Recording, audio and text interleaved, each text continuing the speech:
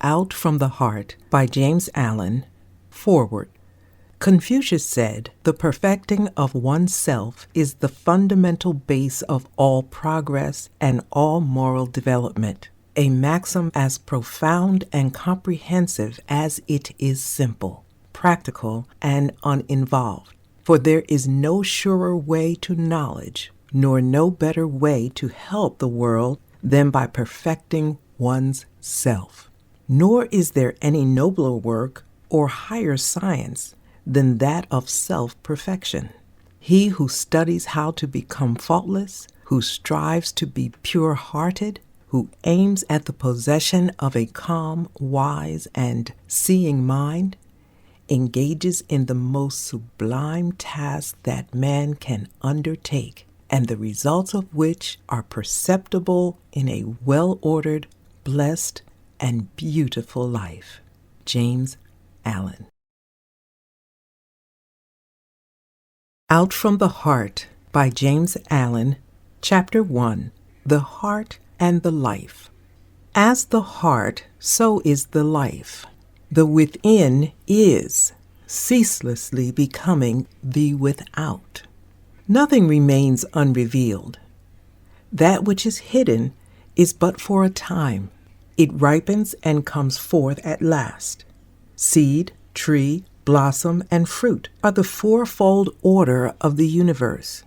From the state of a man's heart proceeds the conditions of his life. His thoughts blossom into deeds, and his deeds bear the fruitage of character and destiny. Life is ever unfolding from within and revealing itself to the light, and thoughts engendered in the heart at last reveal themselves in words, actions, and things accomplished. As the fountain from the hidden spring, so flows forth a man's life from the secret recesses of his heart. All that he is and does is generated there. All that he will be and do will take its rise there. Sorrow and happiness, suffering and enjoyment, fear and hope, hatred and love, ignorance and enlightenment are nowhere but in the heart. They are solely mental conditions. Man is the keeper of his heart, the watcher of his mind, the solitary guard of his citadel of life. As such, he can be diligent or negligent. He can keep his heart more and more carefully. He can more strenuously watch and purify his mind, and he can guard against the thinking of unrighteous thoughts. This is the way of enlightenment and bliss. On the other hand, he can live loosely and carelessly, neglecting the supreme task of rightfully ordering his life. This is the way of self-delusion and suffering. Let a man realize that life in its totality proceeds from the mind, and lo, the way of blessedness is opened up to him. For he will then discover that he possesses the power to rule his mind and to fashion it in accordance with his ideal. So will he elect to strongly and steadfastly walk those pathways of thought and action which are altogether excellent. To him, life will become beautiful and sacred, and sooner or later, he will put to flight all evil, confusion, and suffering. For it is impossible for a man to fall short of liberation, enlightenment, and peace, who guards with unwearying diligence the gateway of his heart. Out from the Heart by James Allen. Chapter 2, The Nature and Power of Mind. Mind is the arbiter of life. It is the creator and shaper of conditions, and the recipient of its own results. It contains within itself both the power to create illusion and to perceive reality. Man is the infallible weaver of destiny. Thought is the thread. Good and evil deeds are the warp and woof, or foundation. And the web woven upon the loom of life is character. Mind clothes itself in the garments of its own making. Man, as a mental being, possesses all the power of mind and is furnished with unlimited choice. He learns by experience, and he can accelerate or retard his experience. He is not arbitrarily bound at any point, but he has bound himself at many points. And having bound himself, he can, when he chooses, liberate himself. He can become bestial or pure, ignorant or noble, foolish or wise, just as he chooses. He can, by reoccurring practice, form habits, and he can, by renewed effort, break them off. He can surround himself with illusions until truth is completely lost. And he can destroy each of those illusions until truth is entirely recovered. His possibilities are endless. His freedom is complete. It is the nature of the mind to create its own conditions and to choose the states in which it shall dwell. It also has the power to alter any condition, to abandon any state. This it is continually doing as it gathers knowledge of state after state by repeated choice and exhaustive experience. Inward processes of thought make up the sum of character and life. Man can modify and alter these processes by bringing will and effort to bear upon them. The bonds of habit, impotence, and sin are self-made and can only be destroyed by oneself. They exist nowhere but in one's mind. And although they are directly related to outward things, they have no real existence in those things. The outer is molded and animated by the inner, and never the inner by the outer. Temptation does not arise in the outer object, but in the lust of the mind for that object.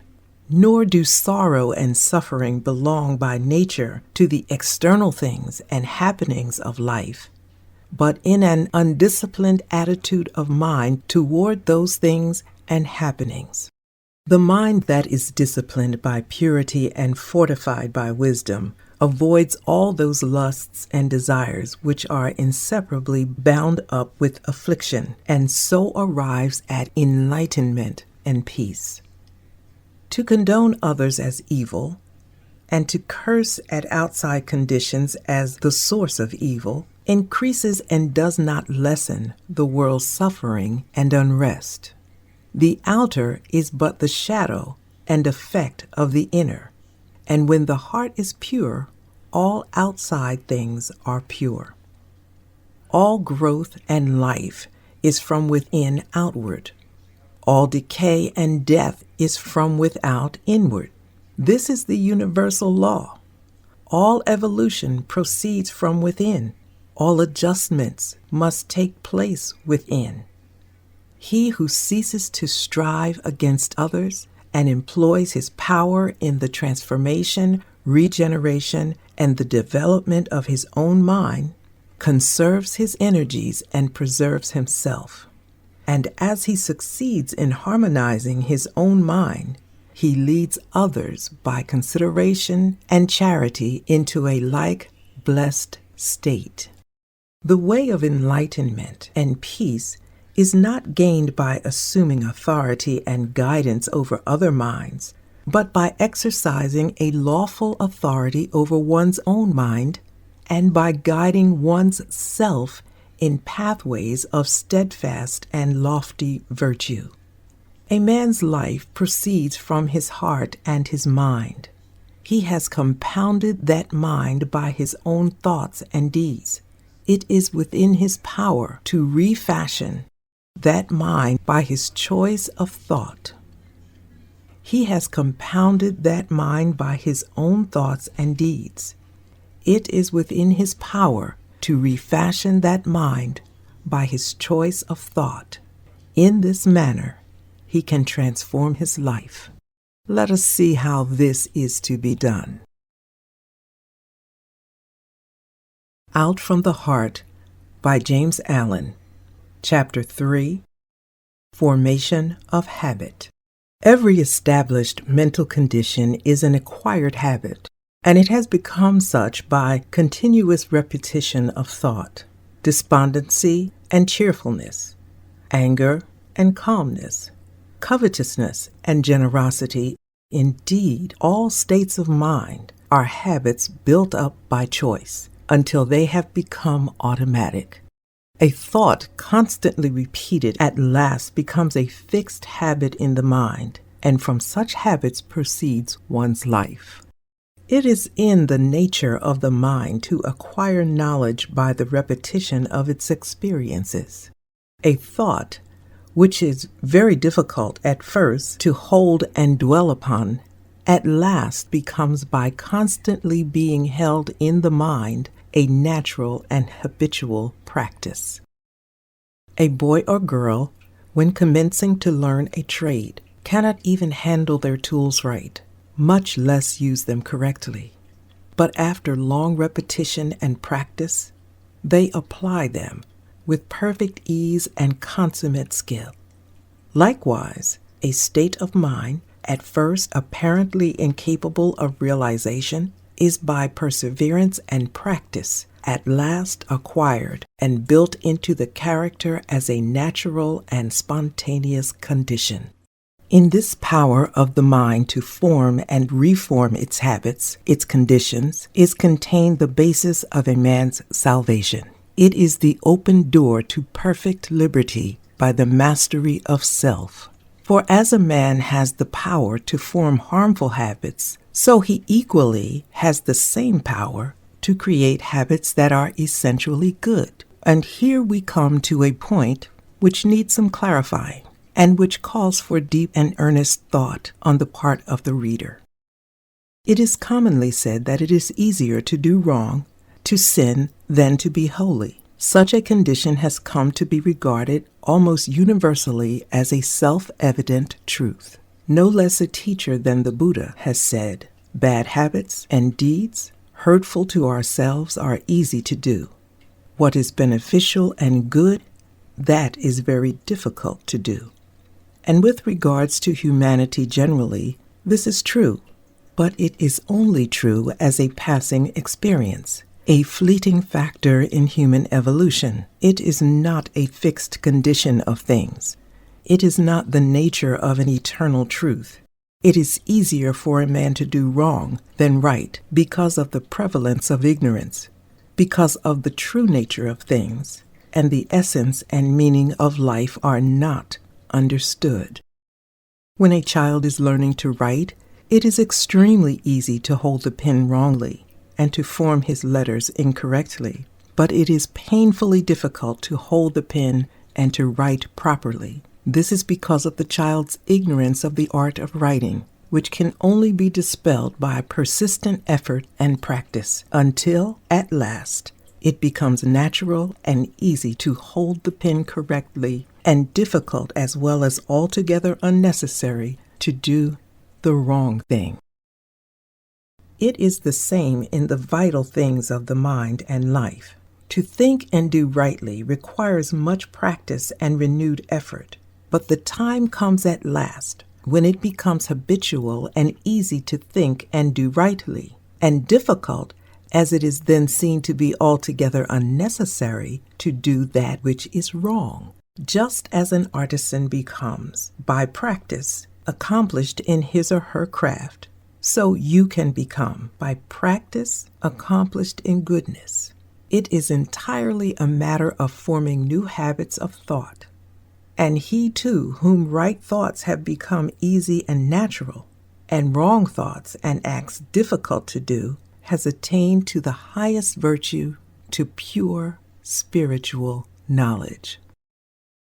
It is easy and natural for men and women to sin because they have formed by incessant repetition harmful and unenlightened habits of thought. It is very difficult for the thief refrain from stealing when the opportunity occurs because he has lived so long in covetous and greedy thoughts. But such difficulty does not exist for the honest man who has lived so long with upright and honest thoughts. He has thereby become so enlightened as to the wrong, folly, and fruitlessness of theft that even the remotest idea of stealing does not enter his or her mind. The sin of theft is a very extreme one, and I have introduced it in order to more clearly illustrate the force and formation of habit. But all sins and virtues are formed in the same way.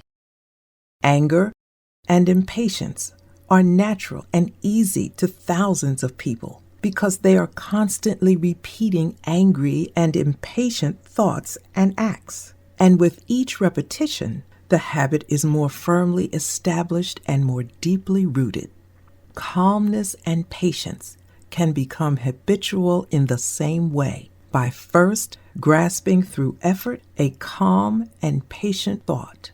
Calmness and patience can become habitual in the same way by first grasping through effort a calm and patient thought, and then continuously thinking it and living in it until use becomes second nature, and anger and impatience pass away forever. It is in this manner that every wrong thought may be expelled from the mind, that every untrue act may be destroyed, that every sin may be overcome. Out from the Heart by James Allen. Chapter 4. Doing and Knowing. Let a man or woman realize that their life in its totality proceeds from their mind.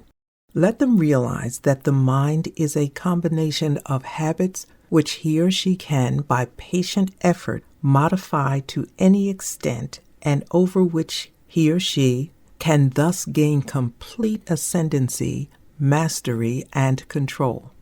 At once, they will have obtained possession of the key which shall open the door to their complete emancipation.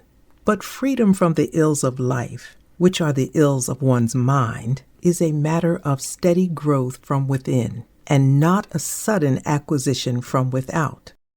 Hourly and daily must the mind be trained to think stainless thoughts and adapt right and dispassionate attitudes under those circumstances in which it is prone to fall into wrong and passion.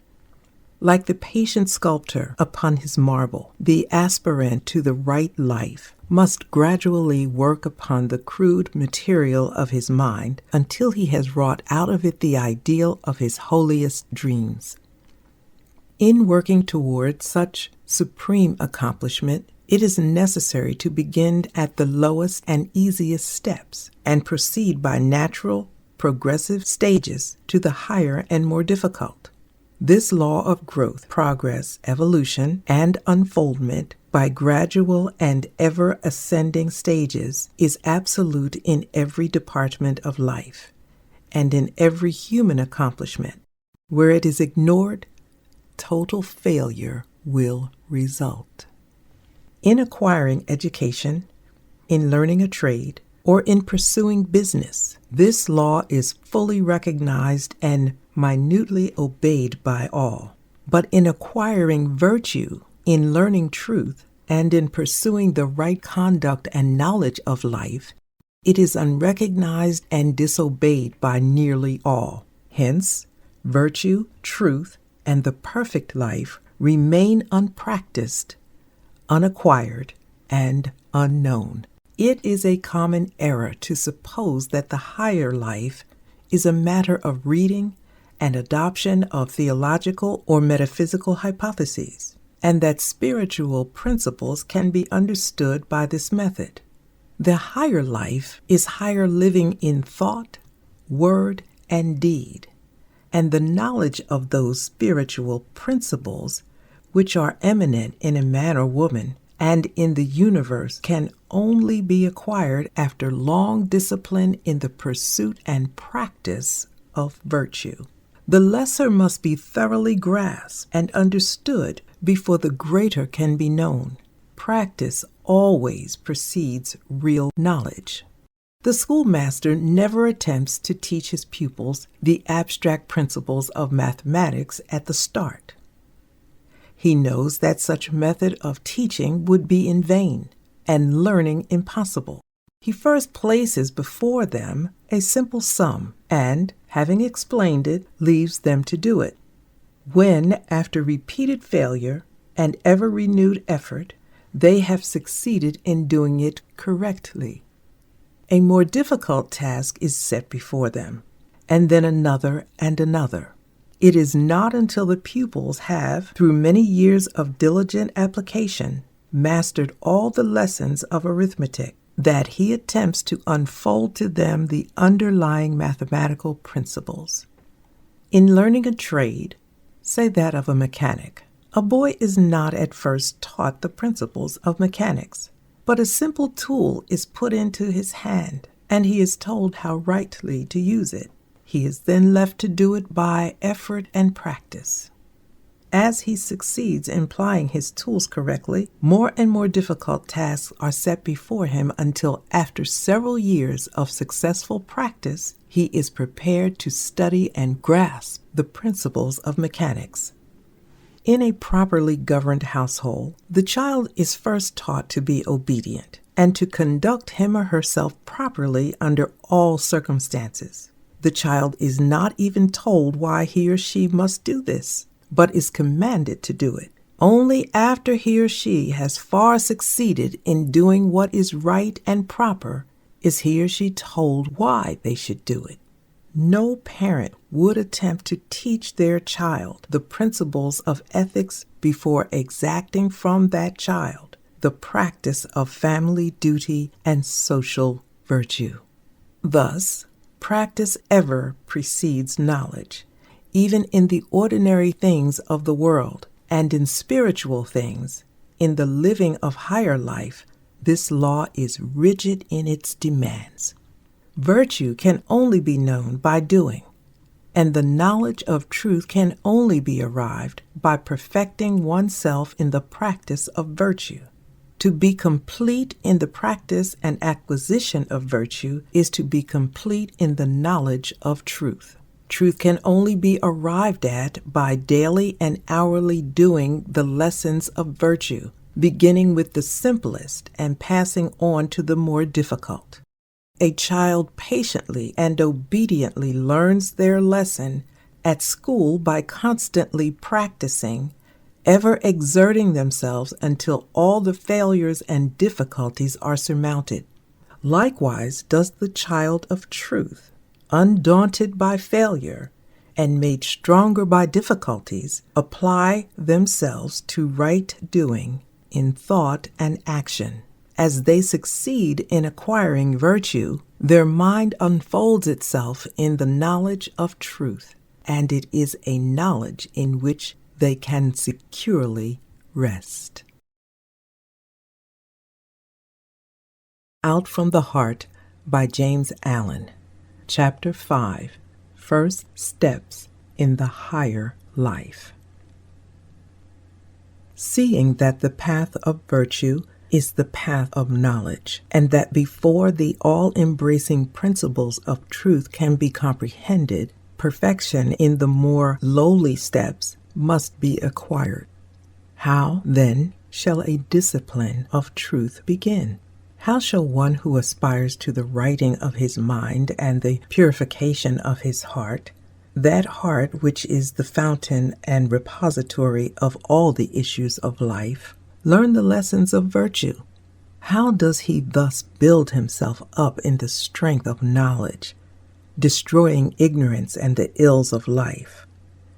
What are the first lessons? The first steps. How are they learned? How are they practiced? How are they mastered and understood? The first lessons consist in overcoming those wrong mental conditions which are most easily eradicated and which are common barriers to spiritual progress, as well as in practicing the simple domestic and social virtues. You will be better aided if I group and classify the first 10 steps in 3 lessons as follows. Vices of the body to be overcome and eradicated. First lesson, discipline the body. First step, idleness, laziness, or indolence. Step 2, self-indulgence or gluttony. Second lesson, discipline of speech. Third step, slander. Fourth step, gossip and idle conversation.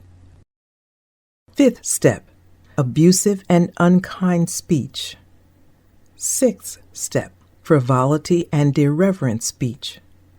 Seventh step, critical, captious, or fault-finding speech. Third lesson, discipline of tendencies. Eighth step, unselfish performance of duty. Ninth step, unswerving rectitude or moral integrity. 10th step, unlimited forgiveness. The 2 vices of the body and the 5 of the tongue are so called because they are manifested in the body and tongue. Also, by so definitely classifying them, the mind of the reader will be better helped. But it must be clearly understood that these vices arise primarily in the mind and are wrong conditions of the heart worked out in the body and the tongue. The existence of such chaotic conditions is an indication that the mind is altogether unenlightened as to the real meaning and purpose of life, and their eradication is the beginning of a virtuous, steadfast, and enlightened life. But how shall these vices be overcome and eradicated? By first, and at once, checking and controlling their outward manifestations by suppressing the wrong act. This will stimulate the mind to watchfulness and reflection until, by repeated practice, it will come to perceive and understand the dark, wrong, and erroneous conditions of mind, out of which some acts spring. It will then abandon them entirely. It will be seen that the first step in the discipline of the mind is overcoming of indolence or laziness. This is the easiest step, and until it is perfectly accomplished, the other steps cannot be taken. The clinging to the indolence constitutes a complete barrier to the path of truth. Indolence consists in giving the body more ease and sleep than it requires, in procrastinating and in shirking and neglecting those things which should receive immediate attention. This condition of laziness must be overcome by rousing up the body at an early hour, giving it just the amount of sleep it requires for complete recuperation, and by doing promptly and vigorously every task, every duty, no matter how small, as it comes along. On no account should food or drink be taken in bed, and to lie in bed after one has awakened, indulging in ease and reverie, is a habit fatal to promptness and the resolution of character and purity of mind. Nor should one attempt to do this thinking at such a time. Strong, pure, and true thinking is impossible under such circumstances. A man should go to bed to sleep, not to think. He should get up to think and work, not to sleep. The next step is the overcoming of self-indulgence, gluttony. The glutton is he who eats for animal gratification only, without considering the true end and object of eating. He eats more than his body requires and is greedy after sweet things and rich dishes. Such undisciplined desire can only be overcome by reducing the quantity of food eaten and the number of meals per day, and by resorting to a simple and uninvolved diet. Regular hours should be set apart for meals, and eating at other times should be rigidly avoided.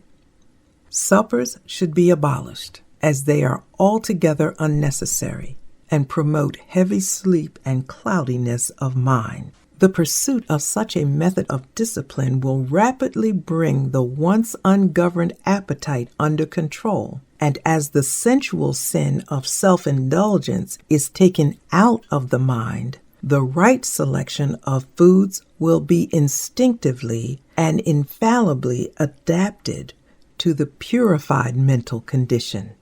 It should be well borne in the mind that a change of heart is the needful thing, and that any change of diet which does not promote this end is futile. When one eats for enjoyment, he is gluttonous. The heart must be purified of sensual cravings and gustatory lust. When the body is well controlled and firmly guided, when that which is to be done is done vigorously, when no talk or duty is delayed, when early rising has become a delight, when frugality, simplicity, temperance, and abstinence are firmly established, when one is contented with the food which is put before him, no matter how scanty and plain, and the craving for gustatory pleasure is at an end, then the first two steps in the higher life are accomplished. Then is the first great lesson in truth learned. Thus is established in the heart the foundation of a poised, self-governed, virtuous life. The next lesson is the lesson of virtuous speech, in which there are 5 orderly steps. The first of these is overcoming the habit of slanderous speech. Slander consists of inventing and repeating unkind and evil reports about others, in exposing and magnifying the faults of others or of absent friends, and introducing unworthy insinuation. The elements of thoughtlessness, cruelty, insincerity, and untruthfulness enter into every slanderous act. He who aims at the living of the right life will commence to check the cruel word of slander before it has gone forth from their lips. He will then check and eliminate the insincere thought that gave rise to it. He will watch that he doesn't vilify or defame anyone. He will refrain from disparaging, defaming, and condemning the absent friend, whose face he has so recently smiled into or kissed, or whose hand he has shaken. He will not say of another that which he dare not say to his face. Thus, coming at last to think sacredly of the character and reputation of others, he will destroy those wrong conditions of mind which give rise to slander. In the next step is overcoming of gossip and idle conversation. Idle speech consists in talking about the private affairs of others, in talking merely to pass away the time, and in engaging in aimless and irreverent conversation. Such an ungoverned condition of speech is the outcome of an ill-regulated mind. The man of virtue will bridle his tongue and thus learn how rightly to govern the mind. He will not let his tongue run idly and foolishly, and will make his speech strong and pure, and will either talk with a purpose or remain silent. Abusive and unkind speech is the next vice to overcome. The person who abuses and accuses others has themselves wandered far from the right way. To hurl hard words and names at others is to sink deeply into folly. When a person is inclined to abuse, curse, and condemn others, let them restrain their tongue and look within themselves. The virtuous person refrains from all abusive language and quarreling. They employ only words that are useful, necessary, pure, and true. The sixth step in overcoming of levity or irreverent speech, light and frivolous talking, the repeating of crude jokes and telling of vulgar stories, having no other purpose than to raise an empty laugh, offensive familiarity, and the employment of contemptuous and disrespectful words when speaking to or of others, and particularly of one's elders and those who rank as one's teachers, guardians, or superiors. All of this will one put away by the love of virtue and truth. Upon the altar of irreverence, absent friends and companions are immolated for the passing excitement of a momentary laugh, and all the sanctity of life is sacrificed to the zest of ridicule. When respect toward others and the giving of reverence where reverence is due are abandoned, virtue is abandoned. When modesty, significance, and dignity are eliminated from speech and behavior, truth is lost. Yes, even its entrance gate is hidden away and forgotten. Irreverence is degrading even in the young, but when it accompanies gray hairs and appears in the demeanor of the preacher, this is indeed a piteous spectacle. And when this can be imitated and followed after, then are the blind leading the blind. Then have elders, preachers, and people lost their way. The virtuous will be of earnest and reverent speech. He will think and speak of the absent as though he thinks and speaks of the dead, tenderly and sacredly. He will put away thoughtlessness and watch that he does not sacrifice his dignity to gratify a passing impulse to frivolity and superficiality. His humor will be pure and innocent. His voice will be subdued and musical, and his soul will be filled with grace and sweetness as he succeeds in conducting himself as becomes a man or woman of truth. The last step in the second lesson is overcoming of criticism, or fault-finding speech. This vice of the tongue consists of magnifying and harping on small or apparent faults, in foolish quibbling and hair-splitting, and in pursuing vain arguments based upon groundless suppositions, beliefs, and opinions. Life is short and real, and sin, sorrow, and pain are not remedied by carping and contention.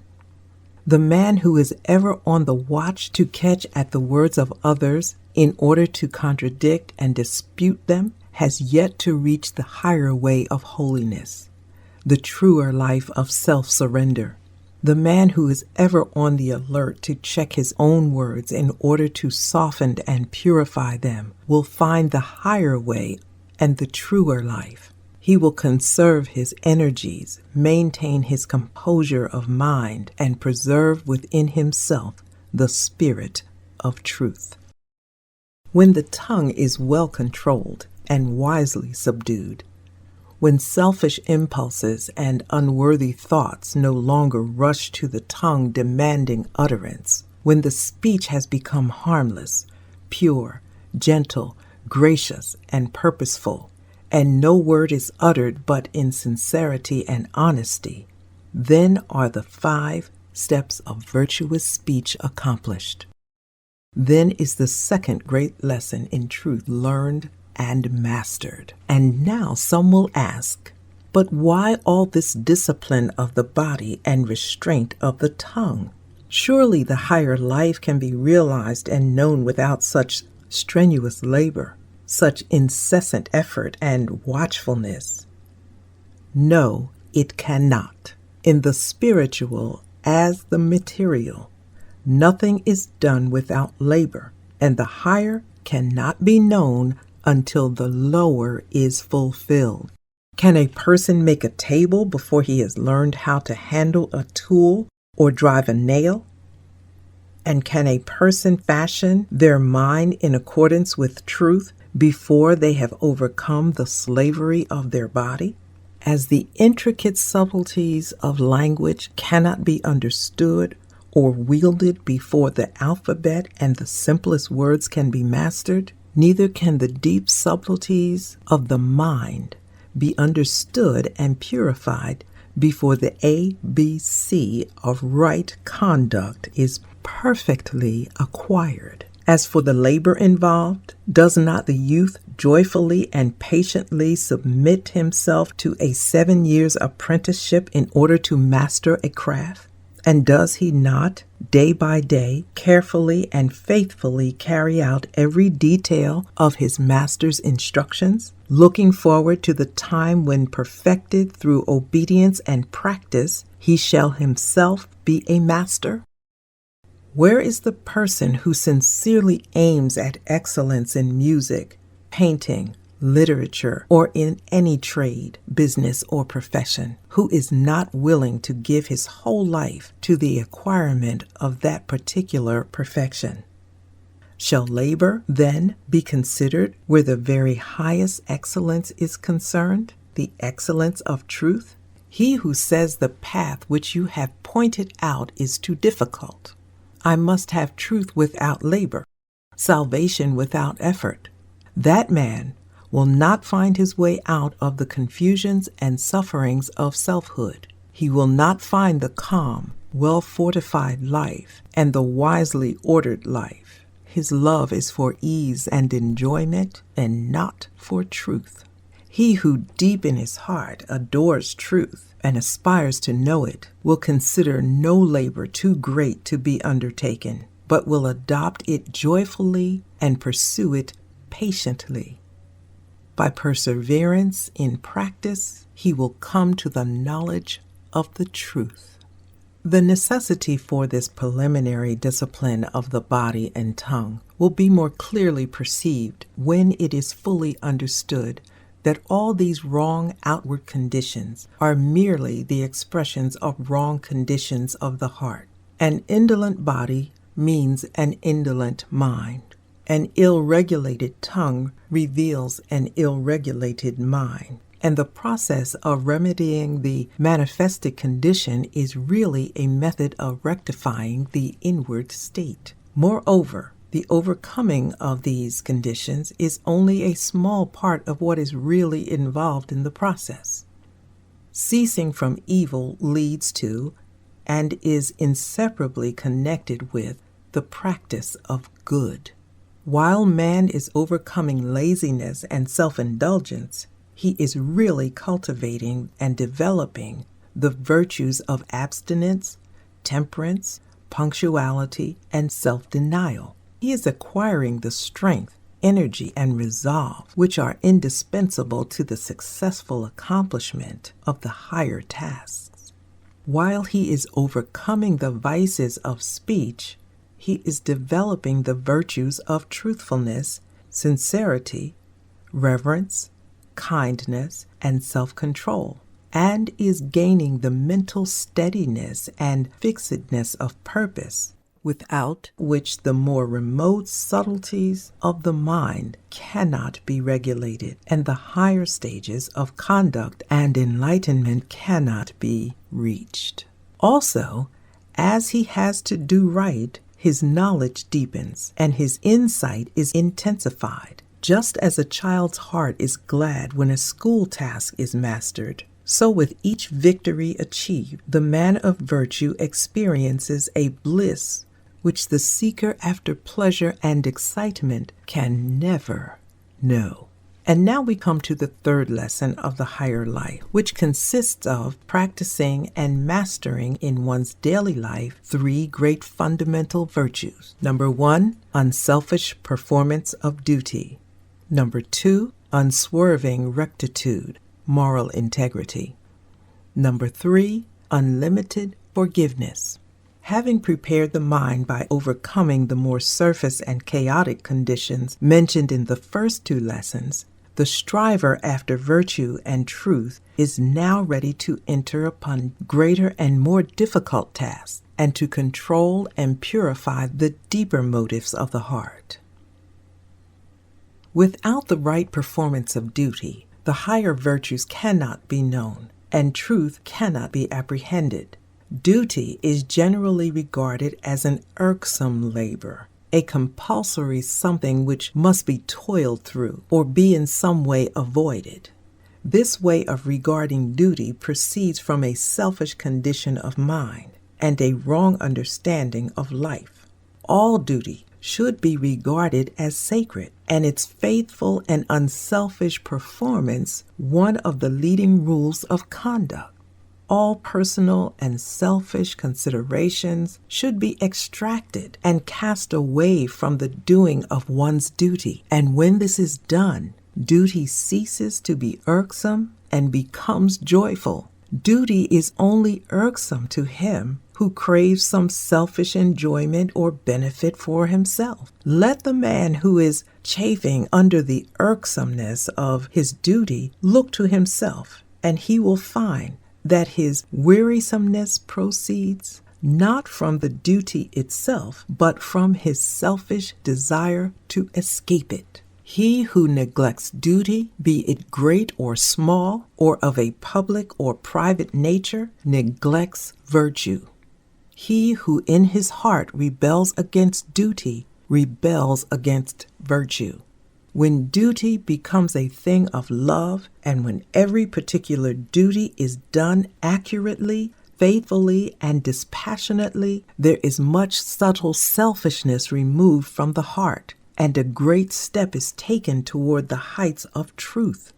The virtuous man concentrates his mind on the perfect doing of his duty, and does not interfere with the duty of another. The 9th step is the practice of unswerving rectitude or moral integrity.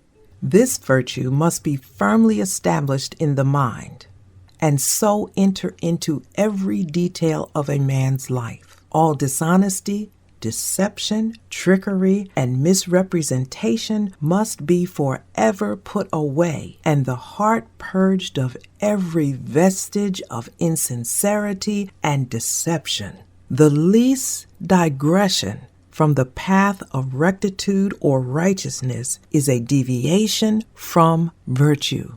There must be no extravagance and exaggeration of speech, but the simple truth must be stated. Engaging in deception, no matter how apparently insignificant, for boastful pride or with the hope of personal advantage, is a state of delusion which one should make efforts to dispel. It is demanded of the man of virtue that he shall not only practice the most rigid honesty in thought, word, and deed, but that he shall be exact in his statements, omitting and adding nothing to the actual truth. In thus shaping his mind to the principle of rectitude or moral integrity, he will gradually come to deal with people and things in a just and impartial spirit, considering equity before himself, and viewing all things with freedom from personal bias, passion, and prejudice. When the virtue of rectitude is fully practiced and comprehended, so that all temptation and untruthfulness and insincerity has ceased, then is the heart made purer and nobler. Then is the character strengthened and knowledge enlarged, and life takes on a new meaning and a new power. Thus is the 9th step accomplished. The 10th step is the practice of unlimited forgiveness. This consists in overcoming the sense of injury which springs from vanity, selfishness, and pride, and in exercising disinterested charity and large-heartedness towards all.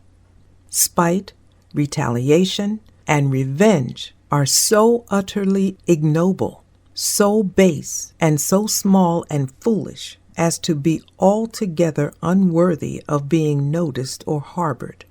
No one who fosters such conditions in his heart can lift himself above folly and suffering and guide his life aright. Only by casting them away and ceasing to be moved by them can a man's eyes be opened to the true way of life. Only by developing a forgiving and charitable spirit can he hope to approach and perceive the strength and beauty of a well-ordered life. In the heart of the strongly virtuous man, no feeling of personal injury can arise. He has to put away all retaliation and has no enemies. If other men should regard themselves as his enemies, he will regard them kindly, understanding their ignorance and making full allowance for it. When this state of heart is arrived at, then the 10th step in the discipline of one's self-seeking inclinations is accomplished. Then the 3rd great lesson in virtue and knowledge is learned and mastered.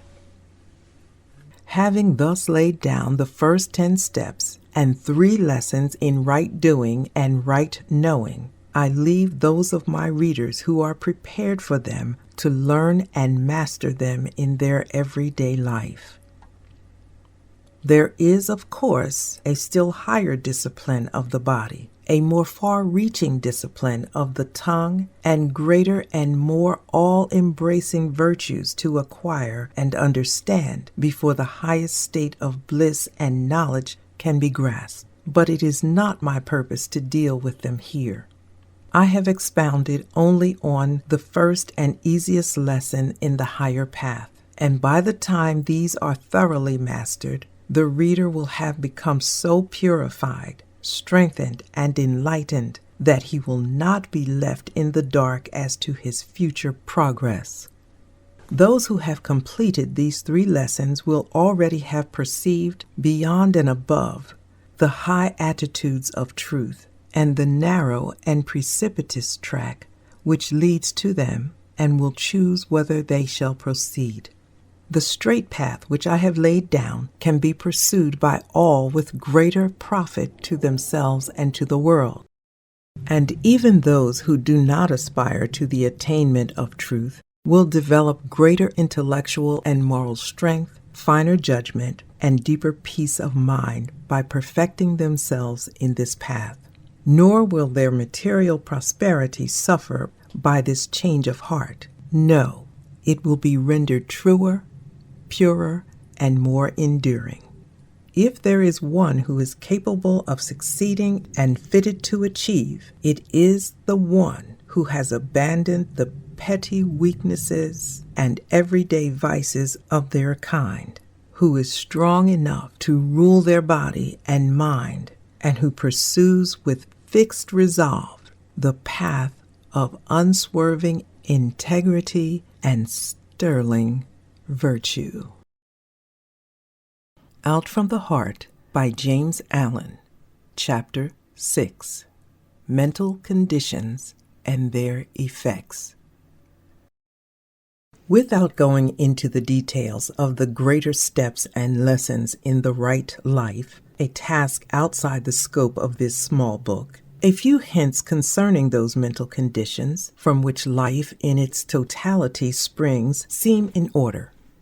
These hints will prove helpful to those who are ready and willing to penetrate further into the inner realm of the heart and mind, where love, wisdom, and peace await the rapidly progressing student of life. All sin is ignorance. It is a condition of darkness and underdevelopment.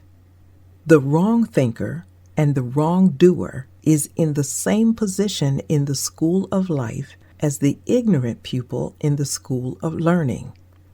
He has yet to learn how to think and act correctly. That is, in accordance with law. The pupil in learning is not happy so long as he does his lessons wrongly. Likewise, unhappiness cannot be escaped while sin remains unconquered. Life is a series of lessons. Some are diligent in learning them, and they become pure, wise, and altogether happy. Others are negligent and do not apply themselves. They remain impure, foolish, and unhappy. Every form of unhappiness springs from a wrong condition of mind. Happiness is inherent in right conditions of mind. Happiness is mental harmony. Unhappiness is mental inharmony. While a person lives in wrong conditions of mind, they will live a wrong life and will suffer continually. Suffering is rooted in error. Bliss is inherent in enlightenment. There is salvation for anyone only in the destruction of their own ignorance, error, and self-delusion. Where there are wrong conditions of mind, there is bondage and unrest. Where there are right conditions of mind, there is freedom and peace. Here are some of the leading wrong mental conditions and their disastrous effects upon one's life. Number 1, hatred, which leads to injury, violence, disaster, and suffering. Number 2, lust, which leads to confusion of intellect, remorse, shame, and wretchedness.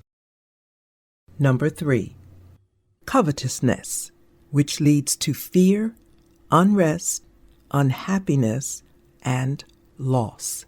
Number 4, pride, which leads to disappointment, humiliation, and lack of self-knowledge. Number 5, vanity, which leads to distress and mortification of spirit. Number 6, condemnation, which leads to persecution and hatred from others. Number 7, ill will, which leads to failures and troubles. Number 8, self-indulgence, which leads to misery, loss of judgment, grossness, disease, and neglect.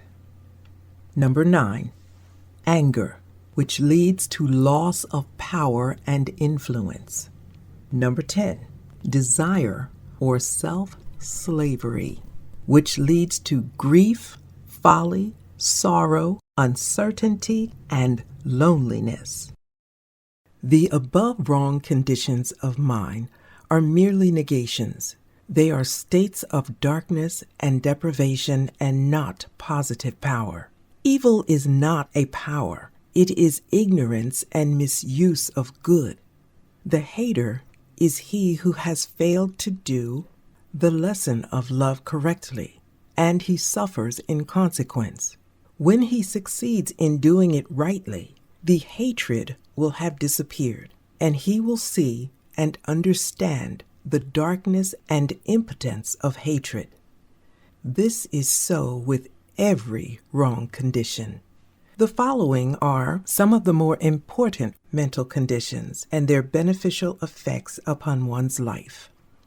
Number 1, love, which leads to gentle conditions, bliss, and blessedness. Number 2, purity, which leads to intellectual clearness, joy, invincible confidence. Number 3, selflessness, which leads to courage, satisfaction, happiness, and abundance. Number 4, humility, which leads to calmness, restfulness, knowledge of truth. Number 5, gentleness, which leads to emotional equilibrium, contentment under all circumstances. Number 6, compassion, which leads to protection, love, and reverence for others. Number 7, goodwill, which leads to gladness and success.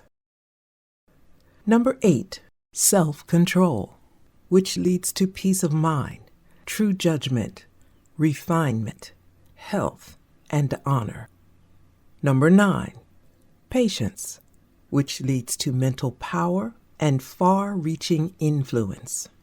Number 10, self-conquest, which leads to enlightenment, wisdom, insight, and profound peace. The above right conditions of mind are states of positive power, light, joyful possession, and knowledge. The good man knows. He has learned to do his lessons correctly and thereby understands the exact proportions which make up the sum of life. He is enlightened and he knows good and evil. He is supremely happy, doing only that which is divinely right. The man who is involved in the wrong conditions of mind does not know. He is ignorant of good and evil, of himself, of the inward causes which make his life. He is unhappy and believes other people are entirely the cause of his unhappiness. He works blindly and lives in darkness, seeing no central purpose in existence and no orderly and lawful sequence in the course of things. He who aspires to do the attainment of the higher life in its completion, who would perceive with unveiled vision the true order of things and the meaning of life, let him abandon all wrong conditions of the heart and persevere unceasingly in the practice of good. If he suffers, or doubts, or is unhappy, let him search within until he finds the cause, and having found it, let him cast it away. Let him so guard and purify his heart that every day less of evil and more of good shall issue therefrom. So he will daily become stronger, nobler, and wiser. So will his blessedness increase, and the light of truth, growing ever brighter and brighter within him, will dispel all gloom and illuminate his pathway. Out from the Heart by James Allen, Chapter 7, Exhortation. Disciples of truth, lovers of virtue, seekers of wisdom, you also, who are sorrow-stricken, knowing the emptiness of the self-life, and who aspire to the life that is supremely beautiful and serenely joyful, take now yourselves in hand. Enter the door of discipline and know the better life. Put away self-delusion. Behold yourself as you are, and see the path of virtue as it is. There is no lazy way to truth. He who would stand upon the mountain summit must strenuously climb and must rest only to gather strength. But if the climbing is less glorious than the cloudless summit, it is still glorious. Discipline in itself is beautiful, and the end result of discipline is sweet. Rise early and meditate. Begin each day with a conquered body and a mind fortified against error and weakness. Temptations will never be overcome by unprepared fighting. The mind must be armed and arrayed in the silent hour. It must be trained to perceive, to know, to understand. Sin and temptation disappear when right understanding is developed. Right understanding is reached through unabated discipline. Truth cannot be reached but through discipline. Patience will increase by effort and practice, and patience will make discipline beautiful. Discipline is irksome to the impatient man and the lover of self. So he avoids it and continues to live loosely and confusedly. Discipline is not irksome to the lover of truth, and he will find the infinite patience which can wait, work, and overcome. Just as the joy of the gardener who sees his or her flowers develop day by day, so is the joy of the man or woman of discipline who sees the divine flowers of purity, wisdom, compassion, and love grow within their heart. The loose liver cannot escape sorrow and pain. The undisciplined mind falls, weak and helpless, before the fierce onslaught of passion. Array well your mind, then, lover of truth. Be watchful, thoughtful, and resolute. Your salvation is at hand. Your readiness and effort are all that are needed. If you fail 10 times, do not be disheartened. If you should fail 100 times, rise up and pursue your way. If you should fail 1,000 times, do not despair.